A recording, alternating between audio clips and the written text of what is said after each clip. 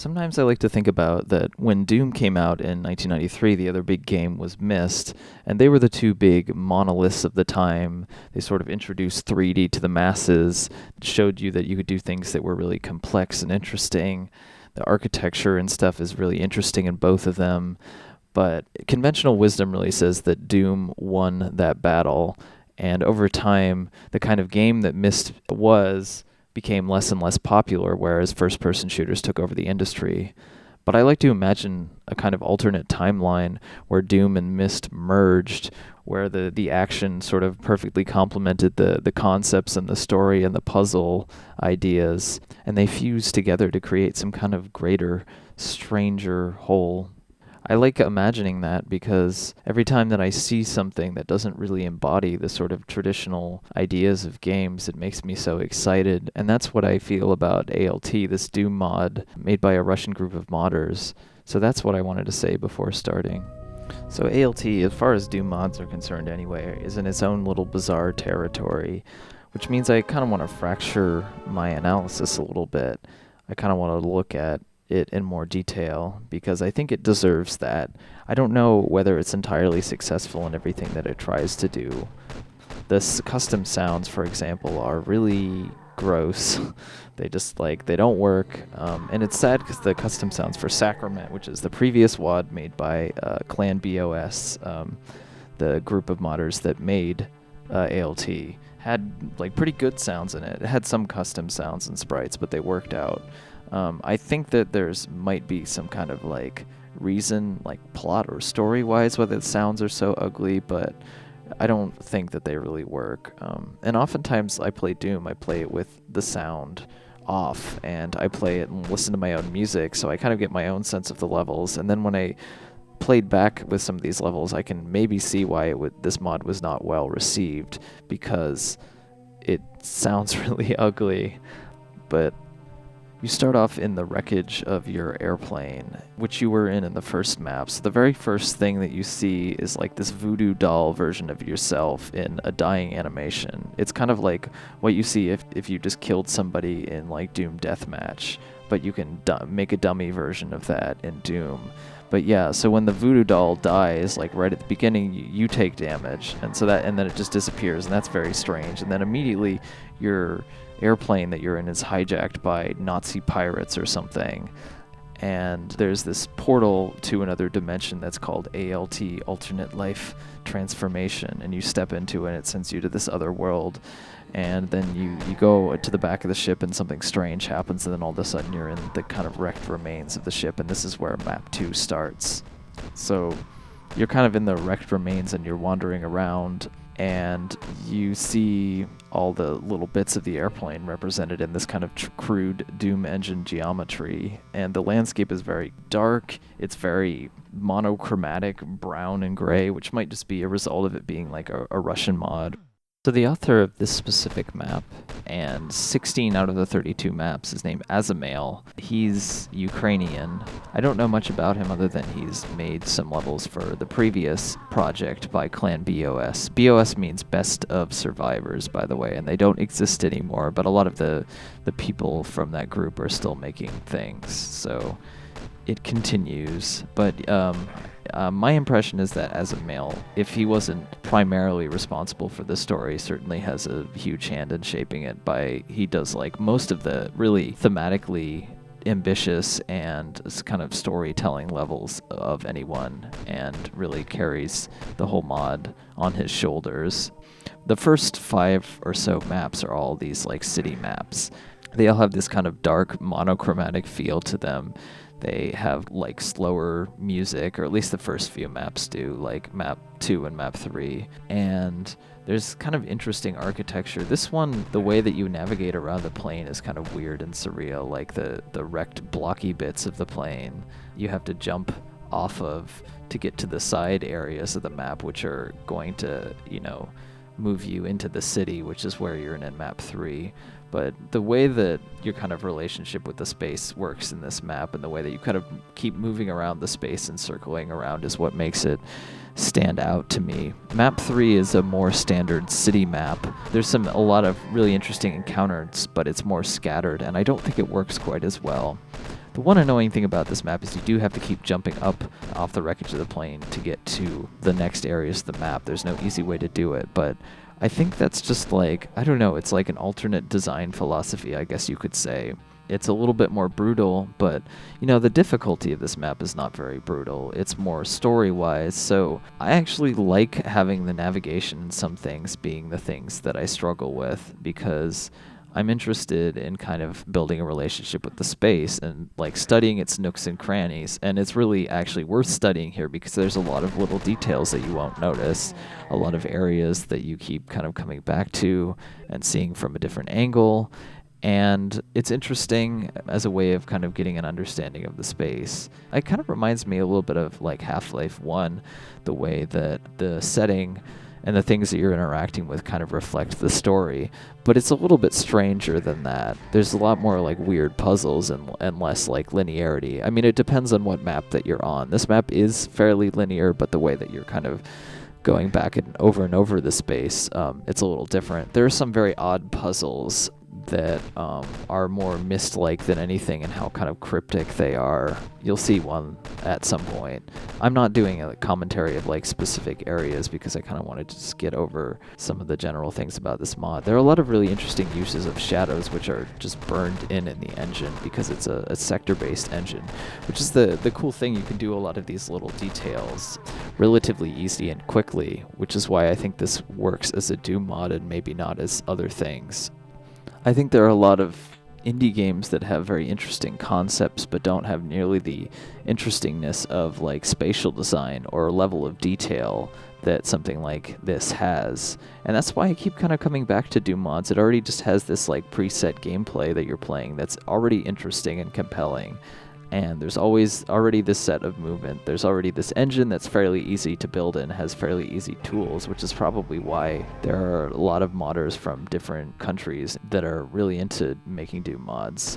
Yeah, I don't know. I guess this is like the other indie in a way, or the other alt games is really some of these modding scenes, or some like homebrew games, or things that are just made kind of outside of that normal distribution model, and we should like definitely pay attention to those things, which is why I'm interested in Doom mods, outside of being interested in like map design and some things like that. But yeah, this has kind of like Half-Life 1 style ideas, but it does something very different with them. There's a kind of sense of dread or inevitability to a lot of these maps, but there's also kind of an adventurousness and a kind of mysticism or magic or something that's hard to exactly explain, that you don't really see in something like Half-Life, that is more echoed in like puzzle games or things like Myst, things that are more art game kind of fare. And just the way that, you know, you approach some of the secrets, the way that kind of the layouts and things are made, it doesn't make conventional sense. It's not really meant to make sense. Like, the environments are pseudo-realistic, but it's Doom geometry, and it kind of embraces that like weird area between where it's kind of ugly and kind of beautiful at the same time. I don't know, like at first it might seem like it is trying to make these fairly realistic environments, but the further you go on, you realize that it's not intended to be realistic, that this is very dreamlike because that's what the story is, that's what you're dealing with. And at first your brain or your mind is kind of making up these scenarios or ideas of spaces that make a little bit more conventional sense but are still kind of weird. And that's just the story of A.L.T, and that's why it's interesting to spoil the story, which is like I have to do in order to analyze things. It's a kind of a variant of a lot of like David Lynch movies, or something like, what's the name of that story? Occurrence at Owl Creek Bridge, where a man is about to be hanged, and then he escapes the noose. It breaks when he's about to be hanged, and he runs away and he escapes and he goes off somewhere else and does all these other things. But in actuality, he is hanged at the end, and that was just in his imagination. And it's really, that's kind of the big reveal. That sounds like kind of an elementary twist, but when it plays out in an interesting way in the design or in the story, then that's what really distinguishes it from like a bad soap opera or bad Twilight Zone episode or something. And that's what this megawad is really about, is about actual storytelling. It's about trying to kind of convey something. And, most people certainly aren't trying to express a story or an idea through a Doom mod. It's kind of odd to me that someone would, but I really like it. It's maybe an acceptance of the fact that you don't have access to lots of tools and you already like the gameplay of Doom, so you want to make something new and with it while still using it, and just recontextualizing the combat and some of the systems in the game for a different purpose. And that's kind of a very hard thing to do, and this mod really does it. I don't know why it does it in this form, but I happen to find it from just searching for things. And it's not something that you would really expect. I found some weird or interesting Doom art mods where people have played around, but they're often very kind of one-dimensional, or they're just people exploring ideas, but they don't really go into lots of detail. There is some more abstract and interesting stuff, like in the early history of Doom mods, because there were so many people making things. But these days, there's certainly a big Doom community, but a lot of it has kind of solidified around certain ideas and concepts, around kind of ideas of polish, what that means, how levels look. Detail is really the big thing that is emphasized now because it's so easy to make these complex spaces. Although there's been some pushback against that, like the Doom, the way it did mods or WADs are kind of in reaction to that. But the idea that you would be using a Doom mod with the sort of combat that it is, within the context of that community that's paying attention to it, that's kind of looking for that kind of combat or gameplay to actually tell a story and to do something different, is really strange and remarkable, and it's kind of maybe why no one really knew what to make of this mod, or really how to understand what it was actually doing, because the idea that you would make this Lynchian environmental storytelling piece with the tools and blocks of Doom mod just doesn't make a lot of sense to people. The idea that could just exist in the context of a forum online, just in some random list of things that you download, where 99% or at least 95% of the things that you play are kind of crappy and don't really have interesting things going on. The fact that you could just have this thing that is just totally unique and brilliant just appear there is not something that we expect to see. That's the kind of tragedy of making stuff online and making stuff in the context of video games. If you don't really have someone to advocate for you, if you don't speak English, for example, or you're just not meeting people's expectations in a certain way, then you might not get any attention paid to you, and that might not have anything to do with the quality of your work. So what people pay attention to and talk about often isn't correlated with quality at all, or at least it's correlated in a way that you can only understand and see so much. And then a kind of cynicism sets in, where you say, this is the extent of all interesting things that I can find. And you don't really believe that something out there exists that's just kind of subverting that. And you don't really want to kind of take the time to try and figure out if that really exists and search for it. So something like this, the response is that it must be bad. The person must not know what they're doing. It must be kind of half-assed, because why would they make it into a Doom mod? Why wouldn't they just make an indie game or something experimental? And I don't know the reason to that. Maybe that's part of the idea behind that pirate symbol, that clan BOS thing, or the idea of reappropriation, that these old kind of cultural artifacts can come back and be something really interesting, and you can tell stories with them, and they can be brought to new life again just through imagination and trying to do something interesting with them. And I think that's kind of what some of the newer art demo scene stuff operates on. And I think this lodge should be put in the same category of that, although it's a little bit more hard to categorize in that the design is actually fun to play in places, and there is conventional combat, so you have to look at it in the context of the community that it comes from. And I think that's the interesting thing. I don't really know why a person chooses to make this in the form of a Doom mod. Maybe that's just what tools that they have, but we need to respect that and see how it's really unique and how it can influence us. And I think for game designers and people who are trying to do creative stuff, it's really valuable to try to do something like Doom Mod because it allows you to concentrate specifically on the elements that are the most interesting, like the design, and do something interesting with them beyond clever mechanics or challenges or, you know, just like presenting it in a unique and goofy way. And that's really the kind of challenge, is to make something interesting in the shell of a Doom mod, and this succeeds very thoroughly in that regard.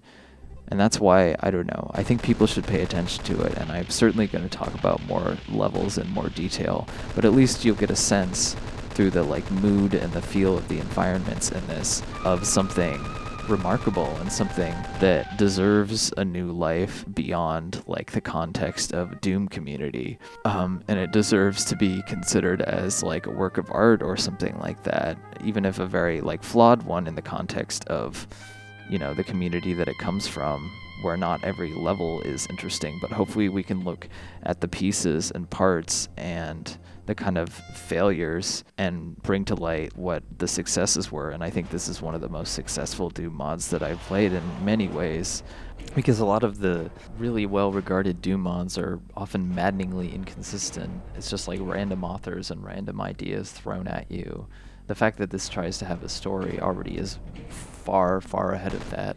But yeah, I don't want to harp too much on this. I just wanted to show also at the end of the second level and the beginning of the third level and how they intersect with each other and how the narrative kind of continues on.